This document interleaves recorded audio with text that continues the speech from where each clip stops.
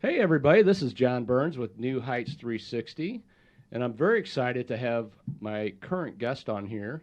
We've gotten to know each other over the past few months, and her story is just absolutely amazing to me and inspirational, not only for what she's been through, but for what people could be going through in other levels of their life. And I'm very, very excited for Amy to share her why and a little bit of her story as to how she ended up here, which she has a foundation, which is Ninjas Fighting Lymphedema, which I didn't even know this existed until I met Amy. And I'm just amazed with your journey and your story. And introduce yourself. Well, thank you. Thank you for having me on here. My name is Amy Rivera, and I am a lymphedema patient myself. And I didn't even know what lymphedema was until just recently. I had no idea what it was. So you had this going on most of your life, and you weren't even aware of? Yes. So I was born with primary lymphedema, meaning it was onset at birth. And the doctors told my parents it was the way my mother carried me in the womb, and the swelling would go down. They didn't know what it was. So then my mother started to take me to hospitals to find answers, and over the years they just kept saying it's swelling, it's normal. Kept kicking the can down the road? Kept kicking the can down the road, and eventually she just gave up, and she couldn't figure out what it was. So I grew up with this thing I called attached to my body because it didn't look like a leg. It looked like a tube, and we didn't have any answers. So I was in my 30s when I finally received a diagnosis. So explain in detail what is it exactly for people that aren't even aware of the existence of this? So lymphedema is a collection of fluid it used to be just in a limb, but what we are finding out is we have lymph nodes all over our body. So you can develop lymphedema head and neck, arms, legs, anywhere in your body. Wherever there's a lymphatic system or lymph nodes, you can develop lymphedema. And what lymphedema is when your lymphatics are compromised. Like I was born without lymph nodes, so I didn't have anything filtering the waste out of my body. Lymph nodes, what they do is they filter the waste out of your body, and they help fight infections and cancers. Well, when you don't have one, the toxins and the waste just sit there, and over the years they'll continue just to grow and grow. Your limb will grow. It causes swelling because there's nowhere for it to go. And if you have secondary lymphedema, which is primarily breast cancer patients, prostate cancer patients, any type of cancer or trauma to the body, then you develop lymphedema. So this can occur if you get some form of cancer? Yes. It's not necessarily something you're born with, but can be a byproduct of... Correct. It could be a byproduct of cancer. We did have a patient that we helped here locally in St. Louis, and we had her on Channel 2 with Mandy Murphy. We did an interview with her. She developed lymphedema in both legs. She does not have lymphedema running in her family. She doesn't have the genetics. She did not have cancer, but she was pushed down a flight of stairs through a domestic violence situation. Ooh. And crushed her lymphatics in her ankles and developed severe lymphedema from that trauma. Wow. So you could even just have a bad accident of some sort or something Correct. On that lines and have the same issue. Yes, because everybody has a lymphatic system. We all have one. Well, the ones who are born with lymphatic systems, well, I should say. You were missing it in one leg. Right. So I should say most people have it. Right. However, you can develop any trauma to it. There was a patient that I had talked to who developed lymphedema through a mosquito bite. Now, does she have lymphatic issues running in her family? She could. I don't know. But you never know about the genetics until it happens. That's the problem. We're not able to figure it out until after it happens. And then the problem is we can't find a doctor to diagnose us because they're only taught 20 to 30 minutes in medical school about the lymphatic system. But what they're not taught about is what happens when it malfunctions. Do you think that it was something that's just not seen as very important? I do. Like in the realm yes. of medical stuff, it's like, well, yeah, that's a system, but it's not as important as the circulatory, is what I was told. Ah. And it is, as a matter of fact, it's just as important, if not more, because it helps us stay healthy. It helps our circulatory system. It helps all our other systems. It helps us fight infections. And what it does is, I'm going to get a little bit scientific on you, because I try to keep this as easy as possible to understand. But when your cells are being pushed through your body, and so when your cells open and the fluid moves, it goes like this, like a snake. Okay. And every time it opens and closes, a little bit of lymph fluid drops through. And then your lymphatic system's supposed to catch it. And what that lymph fluid is doing is, that's toxins. So when your cells are being replenished and you're getting your nutrients, the waste is dropping through, and then the lymphatics take it. So it's kind of like the sewer system of your body. The sewer system of your body. And that's what happens. Well, when it's just like if your toilet clogs, what happens? It starts backing up. That's what the lymphatic system is supposed to prevent. And if you don't have one, my sewer system backed up, in a sense. So it's interesting because my wife still has her tonsils. Mm-hmm. Okay, so I was born in the late 60s, but through the 70s, it was standardized that everybody got their tonsils removed. Like, it wasn't even an option. Really? You were just taken. And they just did it. They just did it. Your tonsils were removed. Wow. Now they're finding how valuable your tonsils actually are. Yeah. For many of the things that you're talking about, which I thought was very interesting because my wife still has her tonsils. Mm-hmm. And she's had some health issues this past few years, which some think, through their own experiences, could be related to things going on with her tonsils, as odd as that sounds. I don't think it's odd. I am a big believer in that. It's just interesting how everything's interconnected. Connected. Yes. Everything's connected. I had my tonsils removed, which I shouldn't have, but this was before I had my diagnosis. And I would always have major lymphatic issues in my neck, and they said, "Oh, it's your tonsils, your tonsils, your tonsils." Well, when I realized just how important our tonsils are and what they do for our body, I was like, "Oh my gosh, I made a mistake." Yeah, everybody of my era is tonsil free. Yeah, and we just didn't know. We didn't know, but we're starting to learn that everything's connected to the lymphatic system, and all the health problems that we are seeing is connected one way or another. Alzheimer's, dementia, we have lymph nodes in our brain, but if they start to get clogged, you get this thing called brain fog. I suffer from it quite a bit.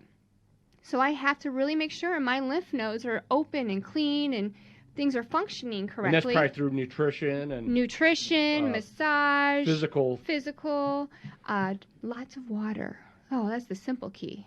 But lots of water. We all don't like to drink that water. No one likes water, myself include. I am not a huge water fan. I try. I'm really working on it. And it's funny because a family member said, "Well, you carry this cup around, and you just fill it up, and you just keep making sure it's filled up, and you keep drinking it down." And I've tried that, and I usually lose the cup. Yeah, well, I have it right here, but let's see how far I get. I did that. I'm not letting you leave without. I know, and I put mint in it and cucumbers. I try to It's still water, though. I know, but if I don't drink it, you notice a difference. I do, not just with my brain fog, but my leg tightens up.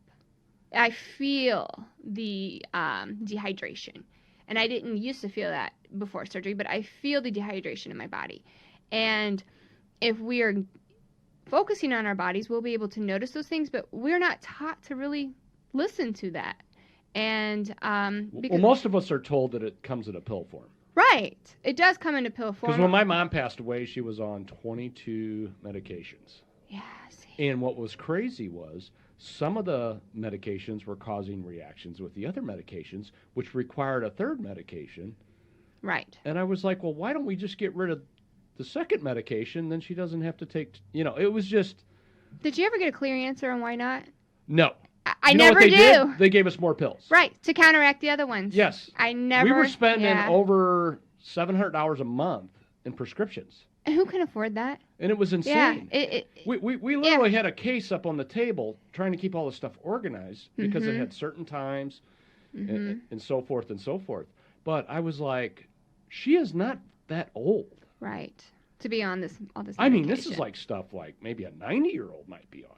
Right. But not somebody in their 60s. Right. Very young. But that's, I hate to say it, but for most doctors, it's just kick the can down the road, give you a pill, and hopefully everything will be all right. I've come across a lot of those doctors. Oh, I have. So yes. I'm very excited to hear about your journey because it hasn't been an easy journey.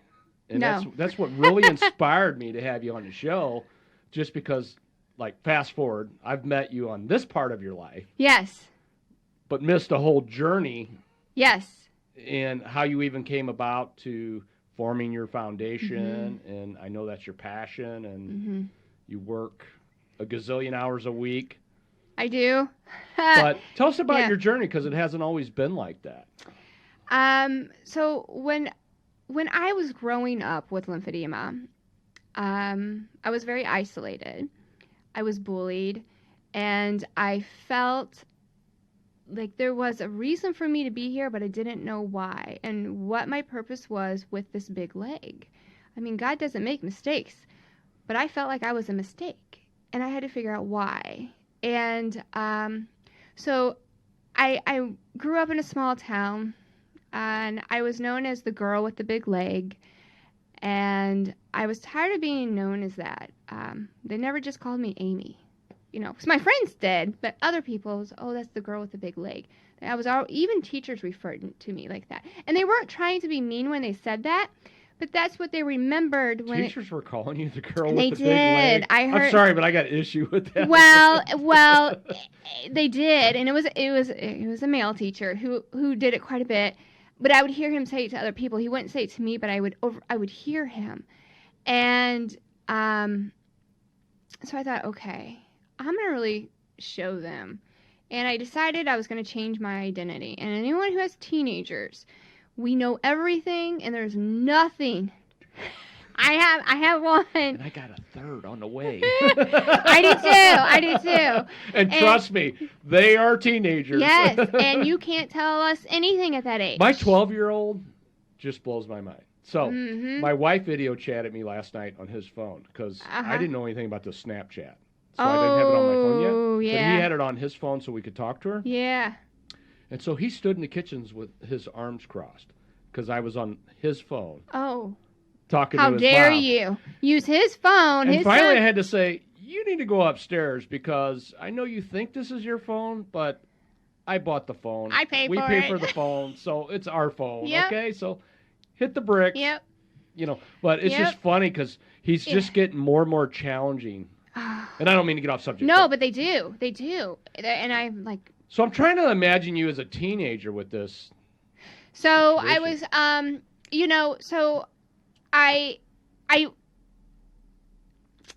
was very unhappy, even though nobody really knew that. I was miserable inside, and I thought, I'm going to just be someone different. So I had this brilliant idea, my poor parents, that I was going to be in a beauty pageant, and I was going to change the way people thought of me. Wow, that was gutsy. Yeah, it was, I don't even know what I was thinking. So I enter the pageant, and I get all the information in, and I go to my parents, and I'm like, I really want to do this, and they're trying to talk me out of it. Looking back, they were trying to kind of just protect me because they didn't think I would win and, make a mockery out of what I've already trying to run from. So I go to the pageant, and I remember standing on the stage, and my parents were there reluctantly. They didn't want to be there. And I'm standing on the stage, and I'm looking at everyone's ankles and calves, and I'm like, wow, she got a nice calf. I always did that. I stared at people's legs because I didn't have two good-looking legs. I had one. And I remember staring at the girl's legs, and I didn't even hear them call my name. Now, I'm in the final group of girls. Oh, wow. I made it to the final group of girls. The reason I made it to the final group of girls we had to give a speech on why we were there. And I had this whole speech prepared. I get on the stage, I forget the entire speech. So you had to speak from the heart. So I had to speak from the heart. And I thought, oh God, what am I going to say? And I look at my parents, and they're looking nervous, and I'm looking out in the crowd, and I look at the judges, and they're just sitting there. I'm like, all right, well, I'm going to win this anyway, so I might as well just tell them why I shouldn't be here. Not why I should be here, but why I shouldn't be here. So you were already starting awareness unknowingly. Way back then. And I told them that I'm ugly, and I'm tired of being known as this girl with the big leg. And the reason I entered the pageant was if in case I won, people would remember me as whatever that title was on that sash. And made it to the entire round, the 2 through 3 rounds. They call my name. I'm over here looking at calves and ankles. Analyzing foot size. Like, maybe one day I could wear that heel. Or if that girl jogs. Right. I really thought these things. Which I could understand if this is what you've been struggling with your entire life. Yeah. I envied it. And the girl next to me did this, and I snapped out of it, and they called my name again. And I realized that I had won the Miss Junior America co-ed pageant. Wow. And I was like, are you sure you called the right person? Like, and this was way before Steve Harvey time when he called the wrong winner. But I'm sitting here going, looking around, I'm going, are you sure? And I did. So there was 3 of us standing there at that time. And there were different titles for different sections, and I won the Miss Junior American Co-ed, and it was like hostess, and I got this big old trophy and big crown and big sash, and I was on cloud 9 for about 3 days. And then reality came back. The days Monday started. And I went to school, and everyone at first was like, oh my gosh, congratulations, and so forth, and I went an entire day without someone calling me a girl with a big leg. So I thought, my plan worked. Then it turned into the beauty queen with the big leg.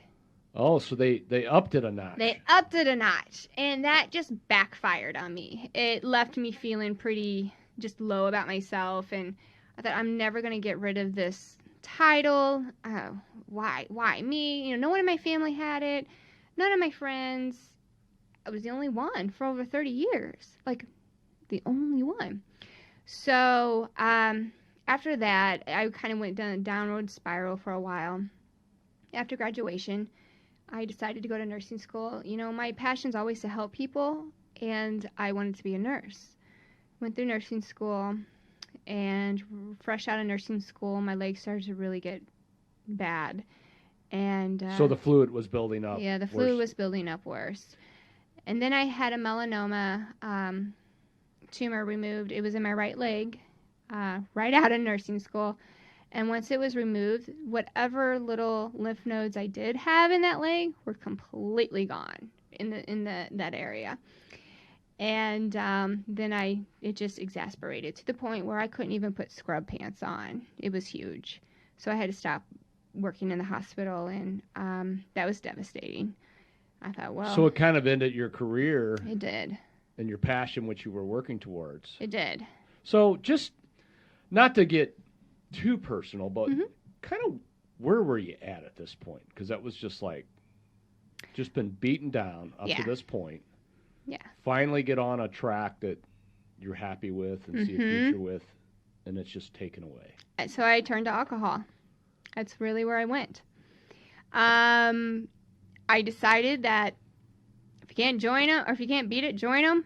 And I just decided to join everyone else who were suffering from something. I don't want to call them losers, because that was me at one point. Nobody's a loser. We just deal with things differently. Lost for a while. We were lost for a while. And when I would drink, I would feel normal.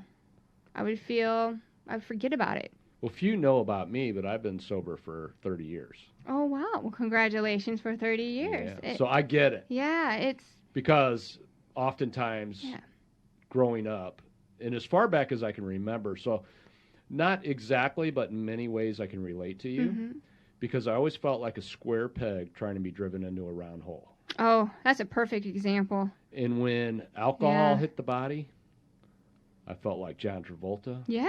I even danced like him. Hey. I was so smooth. Silk had nothing on me. Well, and you look like Billy Bob. Yeah, I look like Billy Bob Thornton.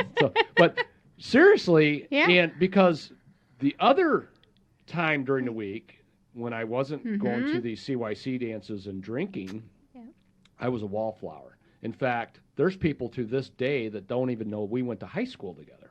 Oh, wow. That's how shy I was. Wow. But when I got to these parties... That liquid courage. Oh, my gosh. That liquid courage. But the fact of the matter was, I weighed 118 pounds. I was 5'6", you know, and I had more pimples on my face than, you know, extra pepperoni pizza. Yeah. So, but not in my mind. Right. Once I got that alcohol... Yep. So I get that. Yeah, and that's what I just forgot everything, and it numbed everything, and it was also destroying my body even more. And it probably was inflaming your... Oh yes, I can't even have a drop of wine. You know, it just inflames me. And I woke up one day and said, "What am I doing? What am I doing?" So I decided to go back to school, received my bachelor's degree. Healthcare Administration and Business Management, and I moved back to St. Louis. When I went to school, I was in Kansas City. I moved to Kansas City to get away and kind of fresh start. They have one of the best zoos in the country. Hey, I love Kansas City. Their zoo's cool, and they got some great restaurants there. They do, yeah, and great barbecue. Oh yeah. Yeah. Now I'm hungry. Yeah, I know. I'm going to the pumpkin patch. Thanks for taking us on that track, Amy. So, when I moved back, I started a corporate America job, very well known here in St. Louis, and I worked for a retirement community and nursing community, and I worked in the corporate office. They treated me really good in the beginning. I worked there for over 10 years, and I hid my leg from them for a very long time. So I wore long skirts and dresses. Oh, wow. They never once told me I had to dress a certain way. I just had it in my head. I wanted to be as professional as possible, and I didn't want them to treat me any differently if they knew about my secret. At this point, it was my secret. And so I would wear long dresses and skirts, and luckily for me, they were in style at the time and so forth. So lucky you weren't in the 80s. I know. There was nothing much below the butt cheeks. Right. And they were really, really tight. Yeah. And I was never, I'm sure they wondered, like, why is she wearing a pencil skirt or something, But I did. I wore these long skirts and dresses, and I did really good for a while. And as I continued to hide them, my leg continued to grow. And so I would forget about it until I get home. And I would still drink. This time I would just drink wine. And I would drink 2 or 3 bottles of wine. And so you must have felt very alone. I did. I would make excuses not to go places. I mean, you could put on a good mask. You do. Smiling depression is what I was suffering from. But when you get home, it's like the gravity of everything is present with you. Yes. Like there's no getting away from it. There's no getting away from it. And even to this day, there's no getting away from it. You don't get a break from it. And I was just destroying my life. And I didn't even know that's what I was doing, because I didn't know how to cope with what it was, because I didn't know what it was. Well, and you didn't have anybody. And I didn't have anybody. And you didn't have any guidance or mentorship. Nothing. You were just basically out here by yourself. Yes. Can't tell you what it is. I've had several doctors. I've argued with several. I fired several doctors who just wanted to give me a water pill and say, "You take this diuretic and go on." And finally, I got to the point where I was like, I got to figure something out here. And my turning point was when I was having a conversation with a coworker, a female coworker, and I asked her if she swims, and she was like, "Well, yeah, I swim." And I asked her if she wanted to go swimming with me. Now, disclosure here, I never swam with my leg out in the open. What I would do was I would go to great extents to hide my leg. And I would wear a wrap, and I would wear tennis shoes, and I'd go down to the pool. And I had a pool in my subdivision. So what I would do is first I would get really tipsy, so then I wouldn't care.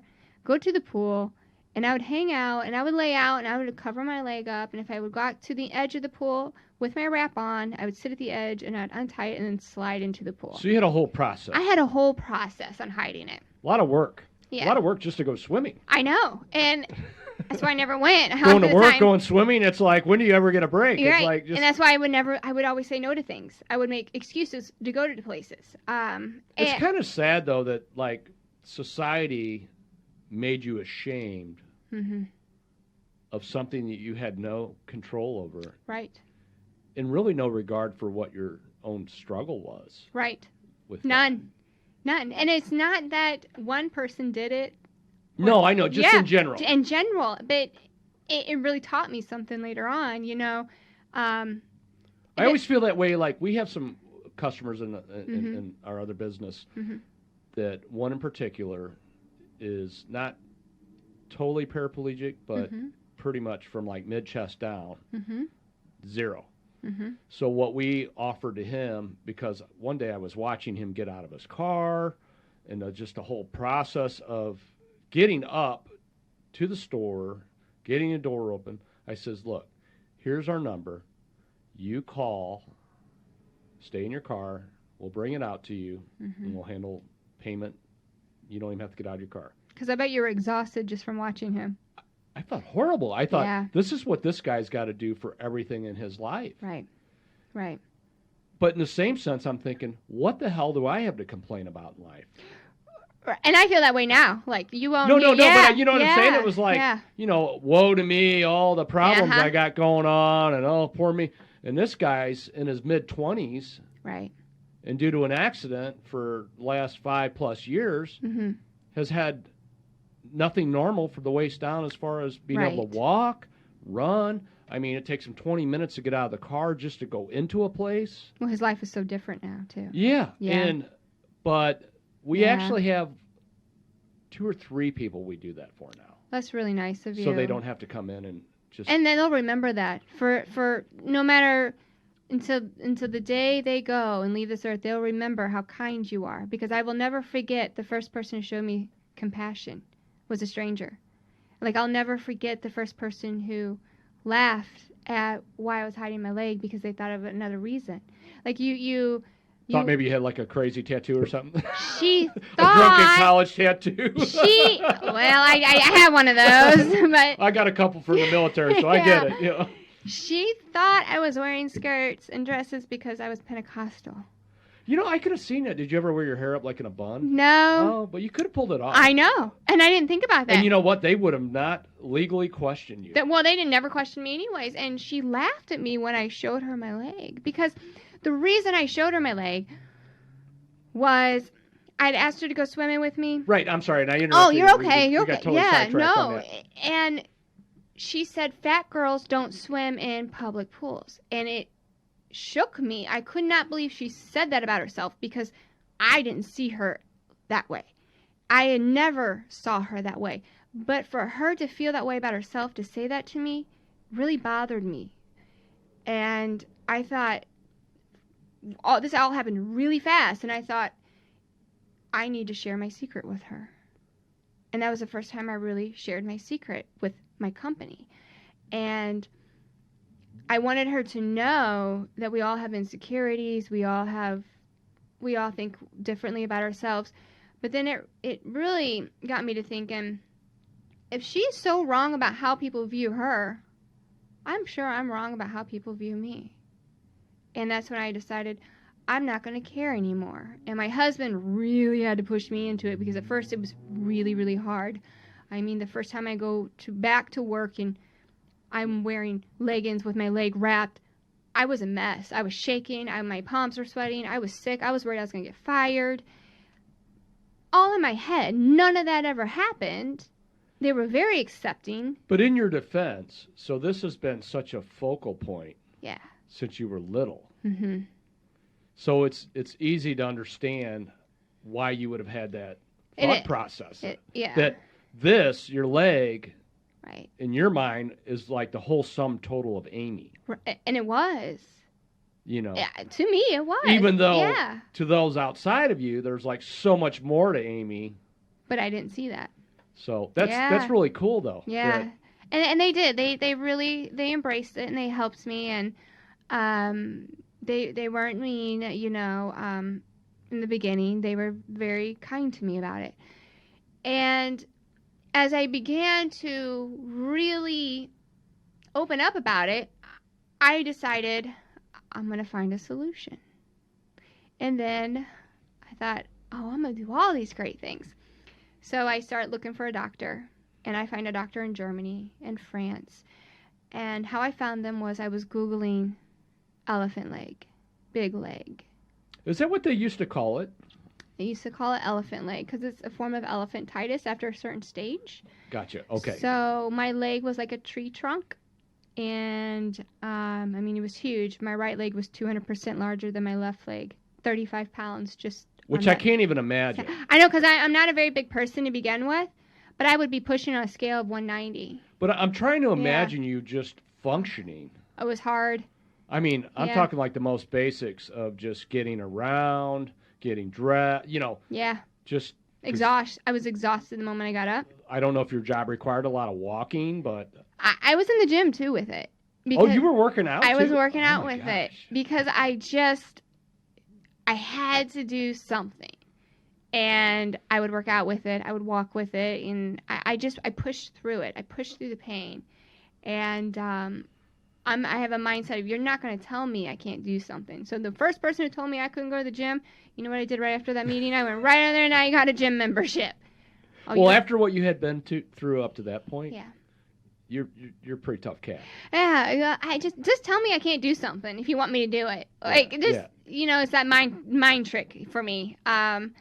And after talking to all these doctors, I went to a doctor here, and I told him, it was my primary care physician, and I told him what I think I have, and he laughed at me and said there's no such thing. That only happens to elderly patients or patients that were fat. He used the word fat. And boy, how offensive. Well, yeah, I thought about taking and going to see him now. I thought about going down and seeing him and drop a brochure off to him. Hi. Yeah, because he was one of my big motivators. You know what I do to people like that? I thank them. Yeah, he's one of my big motivators. Thank you for inspiring me. Yeah. And here's my business card, by the way. And by the way, we're having a big function that Kathy Bates is coming to. Right. We'd really like to have you just maybe show up. Share your expertise on it. Yeah, absolutely. So he told me I would be in a wheelchair by the time I was 35. And there's nothing I can do. And that... I think about my wife recently. Yeah. So she's, like I told you, she's had some health issues going on. Mm-hmm. So she went to an ear, nose, and throat doctor. Mm-hmm. And you know what he told her? You need to brush your tongue more. What? My wife, it was like every ounce of her being not to come out of that chair and strangle this guy. That was his answer to her progressive health issues. So you took my copay to tell me to brush my tongue. You know what I'm saying? Like, there is no one more obsessed with their teeth than my wife. It doesn't matter if she's not. But I thought, you're a medical doctor. Yes. And that's what you have to offer, is that she needs to do a better job of brushing her tongue. I was like, but I have to say, and you totally can relate to this, as her and I have been down this journey this year, it's a lot of can kicking. It is. Oh. And it's a lot of, well, yeah, there's something going on, but I can't help you. But then they don't tell you where to go. Right. And a lot of the people that you need to go see require referrals. Yep. But the primaries are unwilling to refer. Yep. I just had a patient that I helped with that because it's like, we don't know what it is, but we can't refer you because you think you know what it is. Right. Right. And that's what this is what the doctor did. Because my wife, like you, researched. You have to. You have to be your own advocate. My wife knows so much stuff about health and anatomy now. She could probably be a doctor. Yeah, I'm sure. We could. And she corrects a lot of doctors now. Yeah. Because they come out with their, so-and-so, and this is what, and she's like, no, that's not what it is. And she has more credentials anyways because she lives with it. It's her body. Well, and the thing is, she doesn't drink. She doesn't do drugs. She doesn't smoke.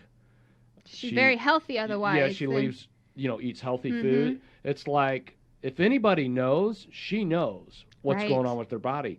But just the arrogance I know. and the lack of solution. So Anyway, and she probably could this doctor, you need to go take a brochure. Well, I challenge you to go take. I'll take a picture. I'll take a picture when I'm doing it. Oh, do a selfie. Send it to me. I will. I'll send it to you because that's awesome. Well, and I get a kick out of it personally. It's like one of my things now. So he wouldn't help me at all, and I said, well, I don't need you, and I fired him. And I got online and started doing more research, and someone had mentioned lymphedema. And I thought, okay, what is that? So I start looking it up, and I see pictures of legs that look like my leg. And what did that feel like when? I have goosebumps right now. But I mean, imagine you had struggled with this. Yeah. Alone. Yeah. Alone. Feeling like you were the only person. Yeah. So, how transformational was that day? I was taken away. I couldn't even speak for a moment. I was shocked. And then I immediately I just dove into it and said, I have an answer. Now I got to figure out how to get this. And I bet you were clicking away on the computer. Oh, I was. I wasn't even working. You were like manic. I was like, yeah. What's up with Amy over there? She is like, the keys are like flying off the computer. Printing everything. And you probably felt a little energized. I did. I was really energized, and I was like, oh my gosh, I think this is what it is. What shocked me even more was when I saw how many other people had it. I was nowhere near alone. There are 10 million other Americans, 200 to 300 million people worldwide. I can't imagine your struggle up to this point. Why? And you clicking on that to realize that there was all these other people. And there were organizations out there to help us. I had no idea. And it angered me, too, at the same time, because if my doctors would have known or would have listened or took his eyes off his chart and looked at me and paid attention, I might have had an answer earlier. I can't fault the doctors with my parents. Back then, it was over 30 years ago, they didn't have very many answers. I can't fault them, but I can fault the ones today who won't listen to the patients. Oh, absolutely. And so I got on the phone, talked to a doctor in Germany. I do still coordinate with her or talk with her, and patients go to her. I talked to a doctor in France. I mean, the doctor in France is the female. The Germany one was a male doctor. And as I'm talking to this doctor off and on in France, she's like, well, I'm going to be in New York. You can come see me. I'm like, I can't afford this. And then she tells me there's a doctor in Chicago. Which you could drive up there. There's a doctor 4 hours away from me, and I didn't even know it. Watch how I get in my car and see how fast I get to Chicago. I'd have been there in about 2.5 hours. I called the doctor. I made an appointment immediately. Then, because of where I worked, they were able to help me. They flew me up one day, and then wow. They did help me. And that's very kind of one of the attorneys did a bunch, a background check on the doctor and made sure there wasn't any major, issues with, malpractice problems or anything. And this was your company? This was my company at the time. Mm-hmm. Like I said, in the very beginning, they were very, very kind to me. I can't believe they did all that. Other stuff that... Well, no. I don't know any of the rest, but I'm just saying as far as... They did. They took care of me. That's just amazing. They did. They really did. Wonderful. It was wonderful. And they helped raise money for me, and they did a lot for me. And I go see this doctor. She looks at me, and she looks me over and stuff. She's like, yep, you have lymphedema. Within minutes. So I've been struggling for all these years. And alone. Alone, and the minute you tell me that. And then she goes, well, we can help you. There's a surgery. And she explains the surgery and everything, and I'm like, how am I going to pay for this? And, oh, yeah, insurance won't cover it, but, we go through everything. That day, I felt like I won the lottery because I had a diagnosis, but then I lost my winnings the same day because there's no cure. It's like giving you hope. And then we're going to grab it back. Then we're going to grab it back. We can have the surgery. It's very experimental. Insurance won't cover most of it. Crazy expensive. crazy expensive. And you're going to probably be down for about 9 months. Oh, yeah. It was an intense surgery. So let's see. I'm going to be unemployed. Yeah. I mean, that's how my brain would have been working. I did. Like, the money, who's going to take care of the kids, how, I went through all of these emotions within like 15 minutes of just sitting there. And I went home and I thought about it, and I said, I've got to get an answer. I've got to get a solution here, and I have the solution, so I've got to figure a way to get this done. I have the surgery. In 2013, they took lymph nodes from my neck, and they put them in my leg. I saw maybe 15-20% reduction as far as so it was kind of working. It kind of was working, but the problem was I had so much solid in my leg that the fluid was such an overload on the new lymph nodes that it killed the lymph nodes. So they didn't actually take any of the mass out? No, not at this time. Okay, so this first surgery was just literally trying to they took lymph nodes out of your neck and just put them in your leg, thinking that would take the... So what they wanted to do was soften the leg by removing some of that fluid by putting the lymph nodes in there. But again, it was experimental, so I knew going in what the chances were. What should have been done was they should have took the solid out first, then do a transfer. But they didn't know it. She didn't know at the time it's like what comes first, the chicken or the egg kind of situation with this surgery. And now that's what most doctors do. Well, my doctor does. Because you just had a recent surgery. I just had a recent surgery where he removed. So I had this surgery, and because it didn't work the way it was supposed to work, I finally had to go and see the best doctor. And I make that sound like it's terrible, but it's not. It was very expensive for me because I had to go to LA. And I was worried about kids, family, just all this stuff. And was able to do it. And when he saw me, he's like, and I've been talking to this doctor for quite a few years. And we've been kind of, talking off and on and seeing each other at conferences and things. And he's like, I really can help you. You have to come see me. And he was never pushy. He was never arrogant or anything. And I go in there, and I remember the day before surgery. I just told myself, whatever happens when I wake up, be grateful. Because I really didn't know if I would be able to handle another failed procedure mentally. I just didn't know. Well, and the recovery. And the recovery is so hard. And I don't think a lot of people realize that with something of like taking stuff out of the body is a very long, painful recovery. I'm still recovering. I have about another 8 months. It's a very I'm still recovering. I didn't realize how painful and long it was. You could not have prepared me. As much as many people told me what they went through, I was still not prepared for the pain and the emotional part of it. Well, it's a part of you. They talk about when people lose a lot of weight. Mm-hmm. Now, unfortunately, I've been skinny as a rail my entire life. Well, one part of my body was, but But they say that there's, I've had some friends who have lost major weight, like 150 plus pounds. Oh, wow. And they go through somewhat of a period of identity crisis. I did. I can relate to that. I did. Because the way my friend explained it to me was, I didn't know who I was looking at in the mirror. You don't. And I never understood body dysmorphia until afterwards. And he still felt as though he was that previous person. You do. Sometimes you do. It creeps back into your head. Yeah. Even though he wasn't, it's still the shadow that... It is. And it's really hard to get through that sometimes because what you're seeing is real. But your mind is telling you who you used to be. And then you see that image. And then you don't see the value in yourself because you still see the value of that old you. Whatever that value was. The people that were in your past. In my past. That stacked all that shame on you for that. Right.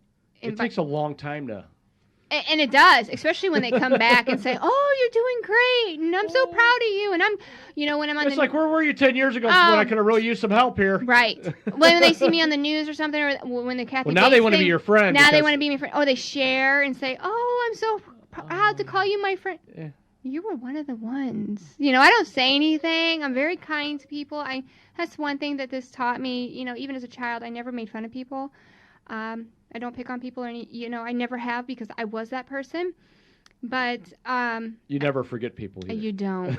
You don't. Because I don't even forget the people from first grade. No, I don't either. There's still one that. Because I was that kid that was picked on a lot. Yeah, and you don't forget them. Yeah. You just don't. And so after surgery, I've still kind of been like, my life is so different, but I still struggle with the old life. So your last procedure, you said, was 8 months ago? No, so my last procedure was in September 28th was a year. I was a year, but it's 18-month recovery. Okay. And I still am recovering. I had a lot of nerve damage. I mean, when you remove 8 liters of solid and 16 inches of skin and basically do a tummy tuck on your leg and you suck all this junk out. You were sleeping for all this, I hope. Yes. Now, he does do it with some people who are awake if they have, like, blood clot issues. Oh, so just to make sure that nothing... Yes, he does do that. I could not... There's no way. Now, they don't feel it, obviously, but there's no way. As soon as I heard that sucks, no way. I've been like, I'm going to keep my leg. Bring a vacuum in here. Right.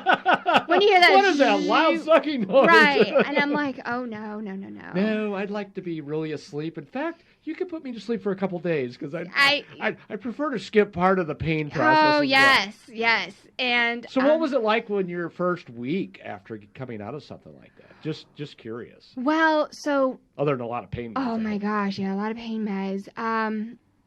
Did they send you home? Not right away, no.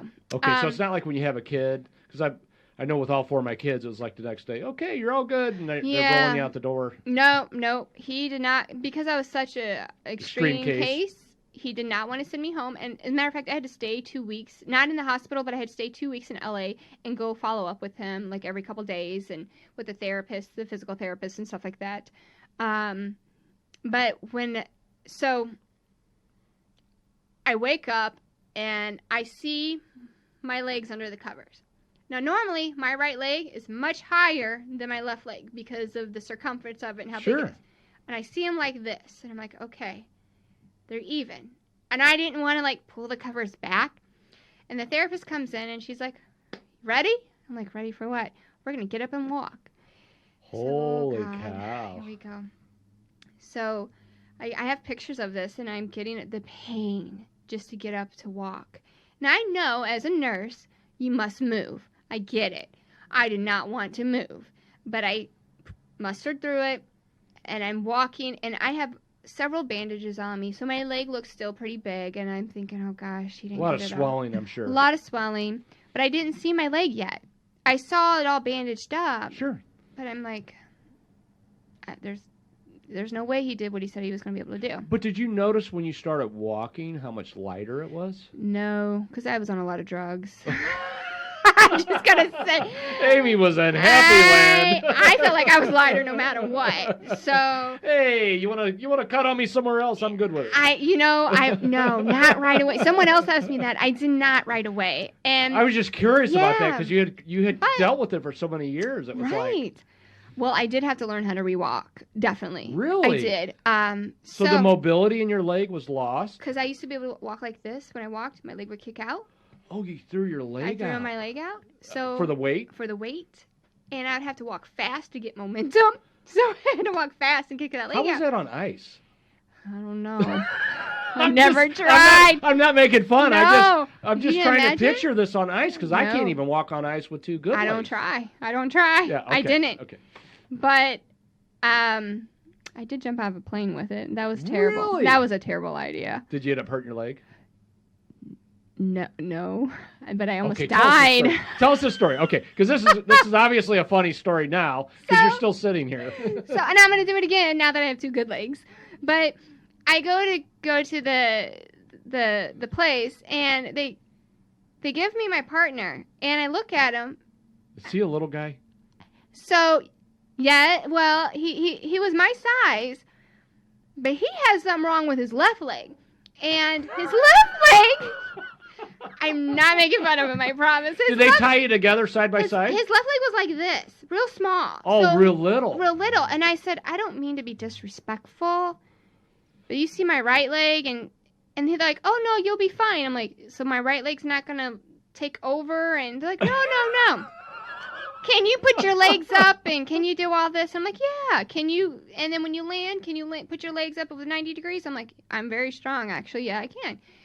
We go up. Did the leg take over? Oh, my gosh. We spun out of control. Was the leg like He's screaming in my ear, put your leg up. It is up. But my leg was so big, and he had this little bitty thing that... I'm sorry, but you have no idea. It's a funny story. I mean, it's like, I've just pictured you and this little guy. Oh, yeah. And he's the leg on top. takes He's over. on my back. Yeah, my leg takes over. And we're flipping. We're flipping out of control. And all I hear is the F-bomb in my ear. Now, this guy has done it for over like 20, 30 years. He's had several jumps underneath his belt. And I'm going to die today. The leg's going to finally get me. The leg is going to finally get me. And all of a sudden, I start to feel sick. And I play in my mind, if I throw up, it's going to go up and hit him. He's going to throw up back on me. And then I'm going to throw up again. Oh, my gosh. I wish you could have got this on film. This could be like a comedy skit. It really did happen. It really did happen. And my family was watching from the ground, and they were freaking out. They're right down there going, that damn leg. She's like, I'm sure they're like, does she have life insurance? Like, they were freaking out. And all I kept telling myself is, don't puke. Not don't die, just don't puke. You don't want to puke on the guy that's already dropping the F-bomb on you. Right, because then he's going to puke on me, and then I'm going to vomit everywhere. Like, it would be a back and forth kind of thing. It would have been a puke fest. It would have been. And he pulls the emergency chute, and next thing I know is we're floating. We're calm. It kind of works out. The lower we got, and he pulled the chute, we were calm, and then I'm like, okay. And I see this beautiful land, the land underneath, and it all looks patched together like a quilt, and it's so just surreal, huh? Surreal. And I thought, this is what my life is like. It's crazy. It was like chaos. A quilt? I look like a quilt now, but like everything was. I was in a storm right then and there. And so you're saying like that went from all the chaos to calmness, and I saw the beauty of the land as I saw the beauty in my story and my situation. And when we landed, he said that was the best landing I ever had. And I said, it's kind of like life, right? And he's like, yeah, I should have listened to you. And he got up, undid himself from my back, and walked off. He probably quit his job. Well, they're no longer in business. Oh my God! I don't know why, but I don't want to ask. I don't want to wonder how close I was to death. But it was an intense situation, and but it really taught me just to really trust the process. And it's interesting though how you're kind of describing how your mindset after all these years of being in one route has shifted now. It really has. It really has. And I'm really thankful for my lymphedema, because now this identity I was trying to run from, it is who I am. And my goal was always to help people. My passion was to help people. And when I was devastated that I couldn't help people as a nurse, I wasn't meant to stay as a nurse.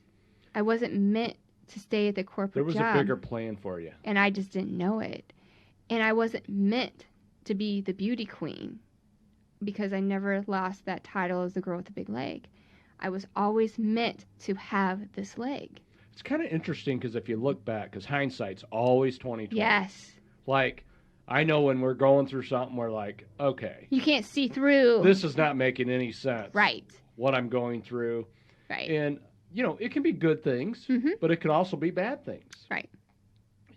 I look back at all, like, some of my hardest struggles in life, and it's absolutely what has got me to right where I am sitting today, And do you ever talking with you. and do you And ever we would wonder? have never Yeah. connected otherwise. Right. And do you ever wonder, like, what if I would have made this decision differently? Where would I be? I always go back and think about those things. Well, and I think a lot of it is we think we're so in control of our destiny. We like to think we are. We try to. Yeah. But I really, it. for myself, believe there is a bigger plan that I might take the car off course a little bit, but it's still going to stay on the same road. That's right.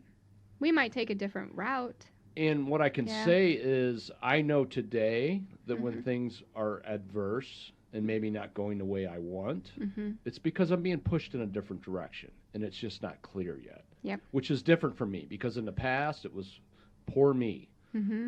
I'm going through this. 08, 09, my wife and I were completely wiped out by the economy. Ended up living with her parents. 3 small children, 1 on the way. Right. And dragging our cars up the driveway from the bank, repo, borrowing money from them, borrowing their car. Oh, I've been there. No one was hiring at that point. Yeah. And by far probably some of the darkest days, but so pertinent to where I'm at today. Right. Because it instilled certain qualities in me now that can never be taken away. Exactly. And you were able to learn your true abilities of what you're capable of doing to get yourself out of that situation. I found out how strong I was. Exactly. And I made a post the other day on Instagram about that. 2019 was a rough year for me. This has been a rough year for me, personally, financially, learning about just, business things take longer than what they should. People fail you. Like, it just happens. Nothing, too crazy, but what it taught, it was a learning year for me more than a failure year.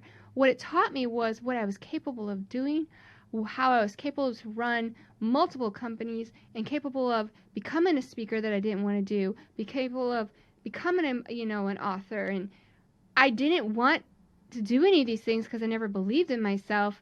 In 2019 was like, I'm going to show you, because I'm going to take everyone away that I put you in contact with. They're going to fail you. They're not going to provide you the level of expertise that you need, because I'm going to show you what you are capable of doing. And that's the truth, And a lot of it is about who you surround yourself with. Absolutely. And I can tell you that at this stage in my life, I'm very selective about who's on my inner circle. Oh, me too. I have a very small circle. And I can honestly tell you that if you don't contribute good things into my life, and I'm not talking about money, anything, it has nothing to do with that. Not at all. But if you're not contributing good things to my life, you're not in my life. Right. And it's value that they need to contribute. I have a big broom that as soon as people start with drama and any other elements that aren't adding to my life, they get right out the door. Right. Because I feel like I've wasted enough of my life trying to elevate people that didn't want to elevate themselves. That's right. And it drags you down. And I put, and it does. And you put a lot of time and energy just to have them not grateful at the end anyway. Because they never wanted any of that for themselves. Not at all. And that's the key. You got to be able to want it for yourself. And you got to be able to see the value in yourself. And if you don't, I don't want to say I don't want to waste my time with you, but I don't want to waste my time with you. Well, this is my thing, and it's not to be, I in no way think I'm better than people. Right. No, yeah. How I look at it is there are people that want to be elevated, and that's where my time needs to go. Right. And if they show that they want to, and they're really trying, and they're going to struggle, they're going to have setbacks. We're all human. That's perfectly okay. You've had setbacks, like you just explained. I've had several setbacks, but at the end of the day, when you're still trying to be the best person you can be and put one foot in front of the other, that's all you can do. And then tomorrow's a new day. Start again. Tomorrow's a new day. Start again. And those are the kind of people I want to be with. And I want to be with people who want to elevate others, but also instill value into others and really lift them up. And, my purpose for my lymphedema was to help people. And it wasn't to be a nurse, but it was to help people not just in a hospital bed. And I've realized that. It's to help people all over the world. It's to help people not feel alone anymore.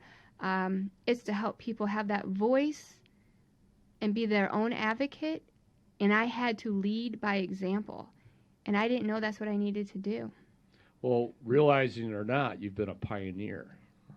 Yeah, there's been quite a few. Yeah, look, quite a few people call me the pioneer. And a lot of people think, that's Amy? Right. They is that big leg Amy? Yeah, they're shocked. I can't believe that she's writing a book and yeah, she's speaking on a national circuit, and she's working with world-renowned doctors. But what I've seen through conversation, just getting to know you, is just your passion for cutting a path that wasn't there for you for all those years.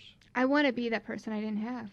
And basically empowering people with lymphedema. Yeah, I want them to feel part of a community. Like that little girl you talked about. Cora. That really touched me. Cora is... That was such a great, you just kind of threw that nugget out there, no big deal. And I was like, that just really impacted me because you had put this function together. She, when I put the walk together, my vision for my events are not for people without lymphedema. It's for people with lymphedema. And when I started the organization... So like an inclusion event? Yes. Where they can have a day of just... being in a community and comfortable with themselves. Just feeling normal. Yep.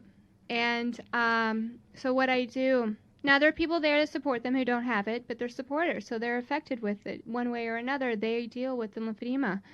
And, as my parents didn't have support system, I didn't have a support system. And when I started the organization... I said, I don't want to be like every other executive director. I don't want to be like every founder. Untouchable. Amy's not returning calls. She's busy today. You cannot have her cell phone. No, you cannot text her. No, don't text Amy. Do not message her on Facebook. Do not try to meet with Amy. Right. She will not see you. Right. And people... I'm just saying. That's what they do. I've dealt with people like that. It's like, we were wanting to give you $10,000, but you're not calling us back. It's right. And then, unless there's money involved, and that's not how I am. I did not want to be that person. And everyone who works with me on my organization, they always say, you're too reachable. Too engaged. Too engaged. Guess what? That's who I am, and I'm not going to change. And if you don't like it, I'm sorry, but I am who I didn't have. And these people need me. Sometimes they just need to get on the phone and cry to me. Sometimes they just need to get on the phone and tell me what a great day they had because someone cares to listen. And yes, it takes a lot of my time, but God did not give me this for no reason. He did not give me this so I can be unreachable. He gave me this to reach others. And which I'm excited about your book, and I don't mean to interrupt you. Yeah. So my mentor, John Maxwell. Yes. Which a few people might know. How many people know John Maxwell? Yeah. He's only written over 100 bestseller books. Only, yeah. But one thing that really impacted me with him, and this relates to you writing your book. Mm-hmm. So he realized one day when he was doing seminars that he could impact so many more lives by writing books. Mm-hmm. And I never thought of it that way. You can. So... You can because congrats to you on that because your impact will be even wider now with and I want to have you back on when your book. Yeah, so that's a big one. Yes, I have 2 books that are not published just yet. 2020 they will be coming out. The lymphedema book is coming out and it's called Drop the Skirt: How My Disability Became My Superpower. Oh yeah, you're coming on for that one. You're coming on for that one. And people are like, why drop the skirt? Well, that's because I used to hide my lymphedema under skirts. But you were so alone with it. Yeah. And I think, when you get back to people don't want you so accessible, they don't realize the freedom this mission of yours in life has given you. They have no idea what freedom's like. If they've never truly experienced it, I can't begin to tell you how free I am. I wake up every day pain-free. I wake up every day not saying, here we go again today. I do circles around my family now with my energy. I just... Kind of reborn. I really am reborn, and I have this new passion to even further my vision and my purpose and my passion to help people I want them to feel what I feel. And, when I first started the organization 3 years ago, it's grassroots. My husband and I put our own money into it. Didn't know what I was doing. I know I have a business degree and I have a nursing degree, but I figured, what Not-for-profits are a little bit different animal. Very different. Yeah, it's very different. But that being said, I will say that if they're not run like a business, they have to be. Because this is a conflict I've always dealt with the not-for-profits I've had some involvement in. Mm-hmm. The wanting to do good charity mm-hmm. sometimes supersedes wanting to run it like a good business. You're exactly right. But the thing is, if you don't make it sustainable, mm-hmm. you cannot do good charity. Exactly.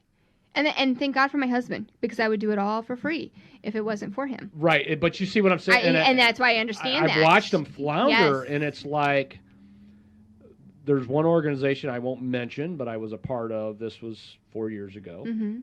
And we had started a chapter here in Missouri, mm-hmm. and had the president on the phone and blah, blah, blah. Mm-hmm. And she was laying out the plan, and I stopped her, and I said, I'm going to tell you right now, if you don't run this like a franchise, it will fail. Mm-hmm. And guess what happened 2 years later? It folded. It does. I mean, just because it's a nonprofit doesn't mean it's not. It doesn't mean you go broke.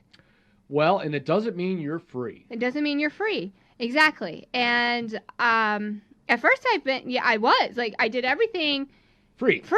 Because I was learning. The first year we made $7,000.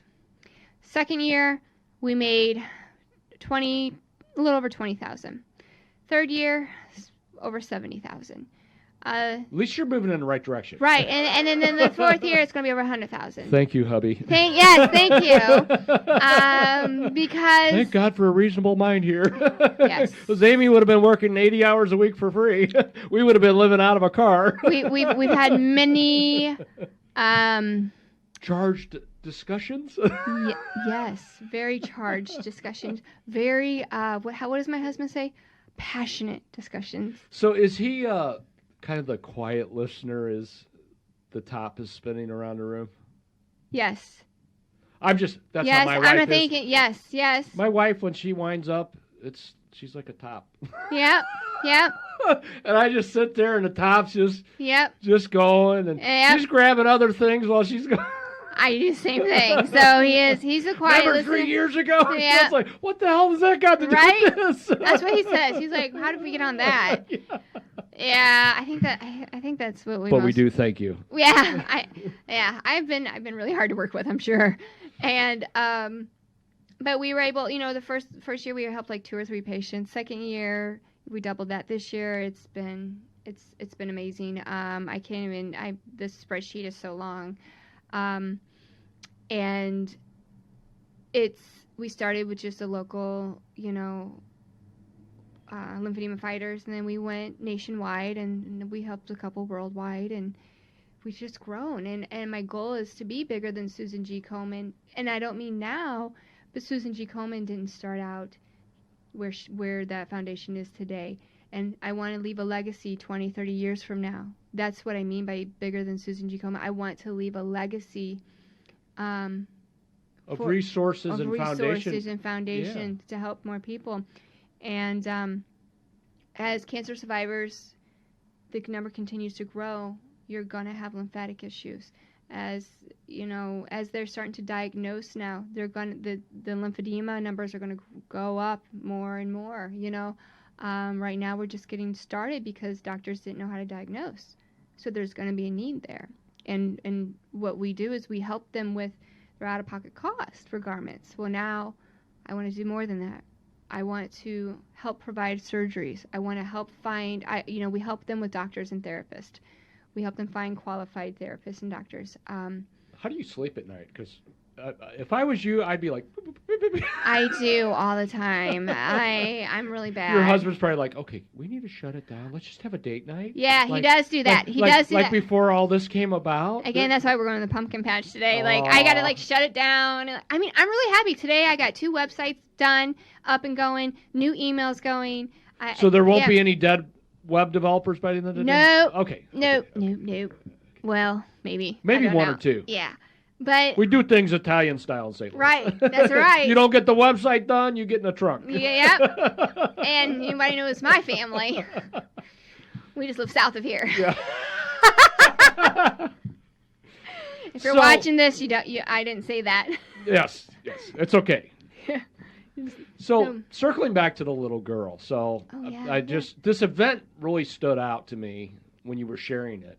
So we have our annual 5K run walk, and this is our second year doing it. And it's still going. It's still going. Virtually, it will go until the end of the year. Did you want to give that website real quick? So if you go to winourfight.org, you can click on the virtual registration walk site, and it'll take you to CrowdRise, and you can register there. And then once you're finished, we ask that you send us pictures of you finishing the walk, how many people are on your team, and what you've done. And then we send you a shirt and a goodie bag.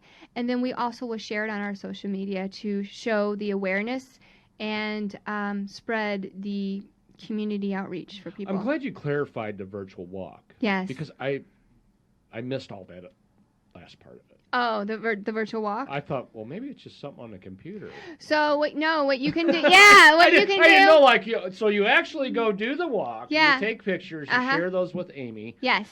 And you get credit for the walk. Right. And what we do is, because there's people who wanted to come and they couldn't. Because you know what I'm thinking? I'm thinking of 4 people that we're going to be taking a walk. Right. And just... Which is what I'm hoping on here. Is there's going to be lots of people take a walk. doing this virtual walk to help Amy out with. Because you know what? Walking's good for lymphedema.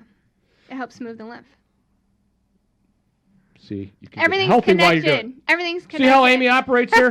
I'll tell you. Everything's connected. And this poor little girl, we keep. I know, poor Cora. We keep shelving her. I know. So. So she is this little bitty beautiful butterfly, I call her. She has lymphedema all over her body, but primarily you notice in her hands, they're real big. They look like little just puffs. She calls them puffs, and they're just. She's 3, right? She's 3, yeah. And her mother's taken her to Germany. She's had surgery. She's seen every doctor you can think of. She's having genetic testing done. They really can't find a real answer of why. It's in her hands, like it is, because when she had surgery, it made it worse, and that normally doesn't happen. So when they added lymph nodes, they went in and took out some of it. They suctioned out, like how they suctioned the solid out of mine. Yes. They suctioned some of her hands, because she has some of that in her hands. Yeah. But then it just came back worse. And even when she wraps, it comes back worse. Oh my gosh. So we're kind of at a loss right now. We're still trying to figure out what's going on. We, as in the community, her mother is such an advocate for her and her father. Cora is blessed with some really go-getter parents who are going to find answers. So we, a couple months prior to the walk, I partnered with a lady by the name of Brittany and a lady by the name of Betty. Brittany is the founder of Bryland's Feet Foundation, which is a lymphedema foundation for children. And we work closely together. I primarily work with the adults, and she'll work with the children. Which is nice, because then you can channel. We do. We channel back and forth. And Betty is a lymphedema therapist who runs a lymphedema podcast. And we launched the first, in the United States, children's lymphedema camp a few months ago. Really? Yeah. How cool is that? And Cora came. And we all knew each other from social media. Sure. I knew the parents and the kids and stuff. But to see the kids, see other kids with it for the first time was very magical. And probably freeing for them. It was freeing for them. It was healing. Just be kids. They were kids. No one making fun of them or bullying them, and just feeling like one among many, and just feeling totally normal for that. Right. And I became Cora's best friend after that. Oh yeah. So, we really, I slept with her and her mom in a cabin, and sure. So I really got to really know Cora and understand the routine and stuff. And so she came for the walk. And she says, "You threw a party for me, just for me." Aw. And that was like, she's such just a beautiful child and so innocent. And other children came who had lymphedema, and they all played together, and they're all just free and fun. And Cora, she tells me I'm her best friend, and she tells me how pretty she is, and she's just so cute, how she's a princess. But the thing that really got me was she says, "You have a leg like me."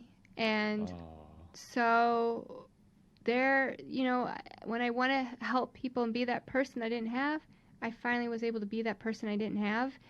And the children's camp was healing for me. I had wounds that I didn't know I had. Well, imagine if that would have been available to you as a child instead of just being ridiculed. Right. Literally by everybody, including teachers. Right. Right. Well, there's something you didn't ask for. I didn't ask for. And there was a teenager at the camp. I think she's 13 or 14. When she first showed up, she didn't want to talk about her leg. She didn't want to be there. She was mad at her mom. Like, she just... How dare you send me this camp yes. with all these...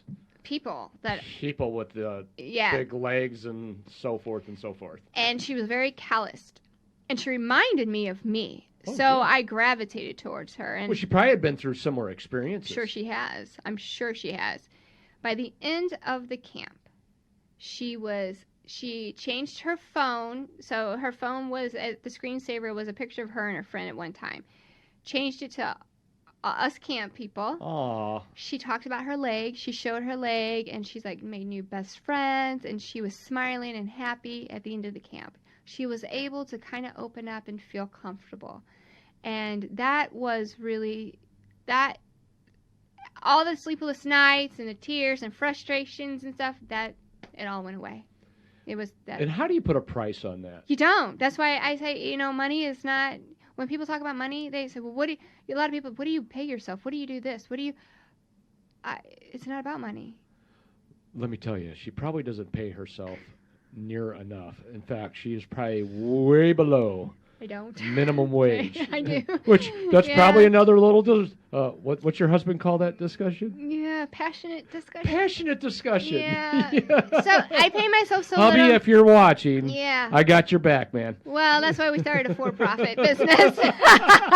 We started a couple of for-profits, so my nonprofit's more my, it's just it's my baby. And it's neat that he supports you, though. He's the one that suggested I do it. He really is. He's the one that suggested I start not wearing skirts and dresses.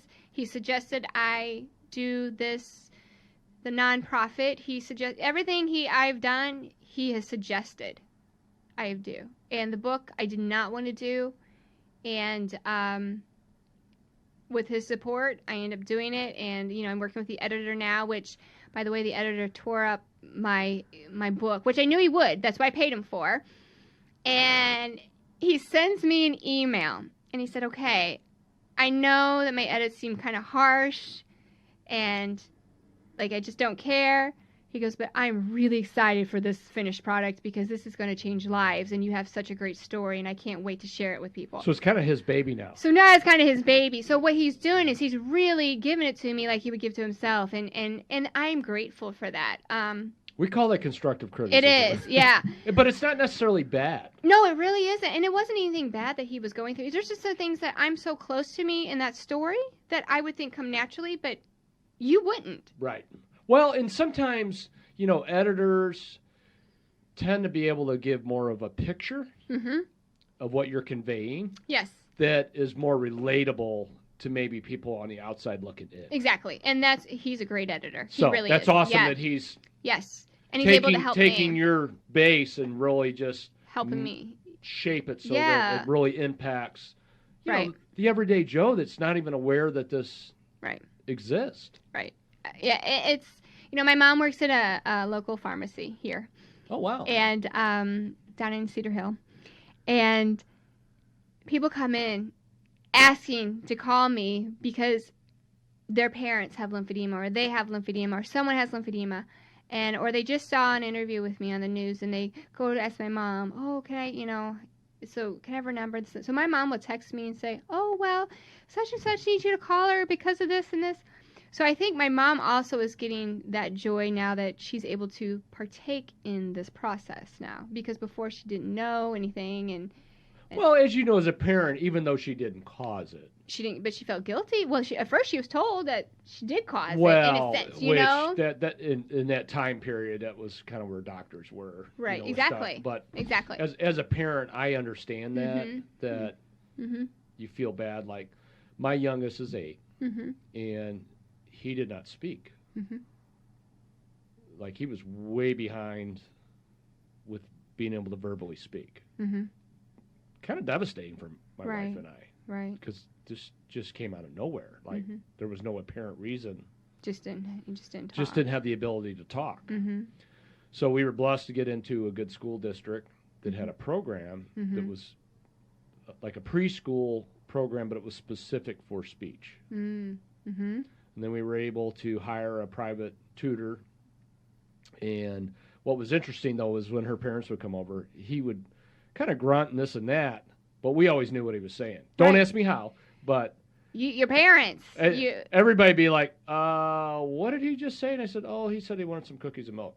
And they're like, I didn't even get part of that. So you get it. So, but we did it, and, it was a long process. It took over 2.5 years to get him. But, boy, one day when he started talking, he hasn't been quite Oh, I know, and you're like, okay.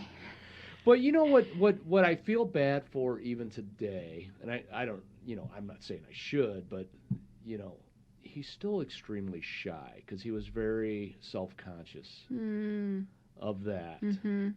But he's just such a beautiful soul. Right. But still very shy, like you were talking about, that shadow still following him around with that speech issue.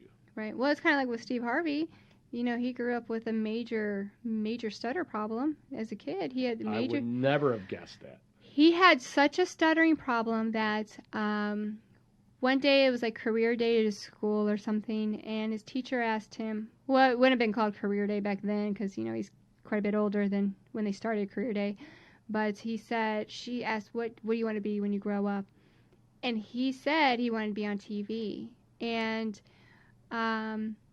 she thought he was trying to be really like a smart aleck, and for 2 reasons. And one was because of his race. Nobody with his race would be on TV doing what he does. And the second was his stuttering problem. Imagine the people in the 70s on the Family Feud, they would have never guessed. Never guessed. Not in the 70s. I'll tell you what, they would have been like, what? Right. And his teacher sent a note home with his mom. And his mom got really upset with him, and she thought he was being a smart aleck too. She's like, what do you want to be when you grow up? And he told her. She said, well, you go wait into your room till your father gets home. So he thought he was going to get the belt when he got home because he thought he was not listening to the teacher. So his dad comes into his room and he says, what is this? What's going on? And so he tells his father. He said his father was the only one that really understood where he was coming from. And he said, okay, I want you to take your dream and I want you to write it and I want you to put it on your mirror or on your dresser or whatever. But for today, just write something down for school. But every day I want you to look at that and remember that. Fast forward to where he is today, where Steve Harvey is today. Every year he would send this teacher a TV. And he called her one year and he said, I forget the teacher's name, but he asked her if she's got the TV. She said, yes, but I don't understand why you keep sending me TVs. He's like, so I make sure you watch me every day on TV. And, oh, my gosh, the teacher that gave him a hard time. Yes, and he had a stuttering problem, and that shadow followed him for a very long time. And Steve Harvey... he was sending her TV. Every year. Maybe you should send a doctor something. I know. I got to think of something. Let's strategize. Yeah, but not a TV. Not a TV. But but that's what he did. Something that could be impactful. Yeah, because he's still there. Yeah. Yeah, he's still there. And my husband's like, you need to go visit this doctor. Oh, you know what you could do? You could deliver a signed copy of your book. Oh, that's a good idea. How nice would that be? That's a and good idea. personalize it to him. And P.S. Thank you for motivating. No diuretics. Yeah. Please. Do you see a wheelchair? Yeah. So that's a good idea. That would have more impact. That will. He's going to be like, I recognize her. Wait a minute. Yeah, wait a minute. Who's this girl? Oh, this is the girl I was trying to put in a wheelchair and give a bunch of diuretics to. And then, and at the end of my appointment with him, as he's walking out, and I put this in my book, as he's walking out, he looks at me and with this grin, he's like, good luck. And he leaves. Like, he was such a jerk. You definitely have to get him a book. Yeah. I'll be Steve Harvey. Yeah. Send a Steve book. Harvey. But it's not every year. I laugh Steve so hard. Harvey shares something, too, when he talks that I really like, where he talks about how he describes a wagon, and you're pushing this wagon. Mm. And what he talks about is some people will help you push the wagon, and some people will ride in the wagon. That's right. And so you got to get the people that are just riding in your wagon out of the wagon. You know, Steve Harvey's... I love that analogy. It is. It is how many true. times have we been involved in something? Yeah. In which we look around and we're like, everybody's in a wagon. Right. And I'm the one pulling it. Yeah. Yeah. It's like Yeah. all these people said they were going to help and this and that, and then you look around and you're like, I am totally alone on this. Oh, that was that was a lot of 2019. But and I guess that was my teaching lesson. As I'm telling you, I learned so many things about myself because everyone was in my wagon. No one was helping me push it. And so yeah, I always think about Steve Harvey in these situations because he had it tough. He didn't always have this glamorous lifestyle, and he was homeless and suffered, and but he when I hear about the disabilities and people struggling and things like your child and things like with my son that I shared earlier with you, Just so you know, though, he scored a 99.9 on the STAR math testing. They said he is off the charts. He's testing at like a 6th and 7th grade level in math. See? And he gets his math done so fast that they have to find things for him to do. I needed him in college. I'm terrible at math. Ask me where he got it, because really? I am so stupid with math. I'm terrible at math. I mean, I can't even use a calculator. I mean, I am just horrible at math. I struggled all through school and life with I did too. Algebra and summer school every year. I mean, no matter what, tutors. It didn't matter what you threw at me. There's something with my brain that I just don't get math. Yep. I don't either. Now, as far as people owing me money and that, I'm fine with keeping track of all that. Right. But math? Formulas? You know what I do? Hey, Google. Yeah. So when my wife showed me that, I was like, where the hell did this little alien come from? That's what I do. Because I'm like 90. She's like, you don't even realize how rare that is. I'm like, no, I realize it because they were wanting to put me in special school district because I was really bad at math. I had too. so many learning disabilities growing up. In fact, when I went to sign up for college, the intake lady or whatever, the very first day when I was going in to get signed up, bringing my transcripts from high school and all that, I had like a 1.67 GPA from first grade through the time I graduated from high school. And they let you in college? Well, she suggested tech schools. Oh. But I still went to college. And you still went to college? And I actually made the dean's list. See? The first year. Just because of that lady. And I actually took it back into her and slapped it down on her desk. That's what I'm saying. Because I was like, how insulting. Right. Just because I had all these struggles as a kid. Right. Doesn't mean I'm not smart. I just may not be smart in the context of what you view as smart. Right. And see, my son's a little delayed in certain areas. And then he catches up. But my son's very athletic. I see his abilities. So my son is not gifted with the brain power as some children, but he's gifted with the athletic part of it. And to me, when they say, well, he's not learning this, like, this is our curriculum, who wrote your curriculum? Was it someone who has children? Because children don't learn the same. Not one person. Oh, we don't learn the same. My son that's 12, has ADHD.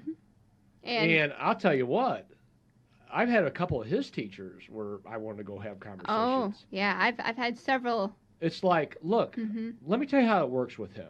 Right. If your material's boring, you lose them. But you would lose an adult, too. Yeah. And that's what's wrong with the education system. Yes. It's like, yeah, if you're putting me to sleep, I'm not learning anything. No, you checked out. You don't want to sit there. Take the kids outside. Sit in the grass and go over whatever, use examples of nature. Or, you know what I mean? Be very My interactive. son loves that type of stuff. Right. They'll remember it. But he is not going to be like all the other robots that you guys are hoping for. Right. That's why I thought in social studies, I would have loved social studies. I love history. Oh, I love history too.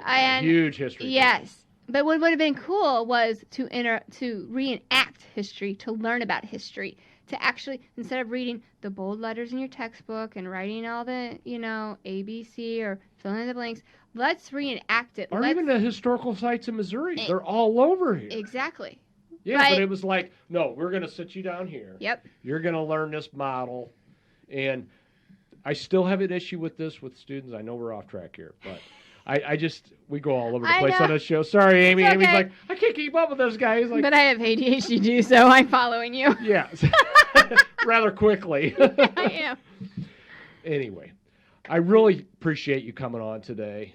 This has been just a fantastic experience, and I really am just hoping that we've raised some awareness. And did you want to share your foundation's website? So yes, it's winourfight.org, and I just redid it for the fourth time. So it's up and live again. But if you go to winourfight.org, if you are looking for assistance, you can fill the application out. If you're looking for the virtual run walk, you can follow the link to the registration. All of our social media links are on the website. You can email me. You can Facebook message me. How would they email you? You can email me at amy@winourfight.org. You can go on to Ninjas Fighting Lymphedema Facebook, and you can message me. You can tweet. We have Twitter, Ninjas Fight LE, Instagram, Ninjas Fighting Lymphedema. I run all the social media. I should get paid a lot. A web designer, social media director. I'm thinking a raise. I'm thinking a raise, too. I'm going to talk to the boss. I'm thinking maybe not a passionate discussion on this one. I think this is just, what do you think, husband? Right. What would be a good salary? Let me ask my donors first. Yeah. Oh, you got to be kind. But I will say that when we post the video part of it, we will have all the links on there. I'll also have the website on here in the background. So we'll make sure there's lots of Thank you. links to contact you and reach out to you, because I'm sure somebody that has struggled alone with this is going to get wind of this. I hope so. I really hope so. I hope if one person, if I need to reach just one person, that's all that matters. So when your book comes out, I'd like a pre-read. Okay. I keep it totally confidential. Okay. And then I'd like to have you come back on and promote the hell out of it. Absolutely. So we can sell some books and raise awareness even higher. But I won't be dropping any skirts. No. Thank you. I want to remain married. Me so does Amy. Yeah. My wife will be like, it was a good interview till that part. Right. Because people, they always wonder about but what that a catchy title. That's going to be like a good hook. Oh, a lot of people, they're like, what is yeah. that? And, I do that with my speeches, too, with it. I like that. Yeah. At one point I did take my skirt off because I was hiding my leg. So I would wear something underneath, but I would show them where I am today. Oh, yeah. Which, I don't know about any of you, but I found your stories just amazing. And anyone can relate to these struggles on some form or fashion. Right. As I can relate to anyone else. Yeah. Lymphedema has really taught me how to look at the person and not the action. Right. Yeah. So thanks again for coming on today. Thank you. Yeah. Look forward to our future. Yes. Especially when the book comes out. My wife will be like, what? What's that title? What? Maybe I'm going to supervise it. Is this PJ related? Okay. Well, you have a great day. You too. And thanks for joining us today on New Heights 360. Thank you.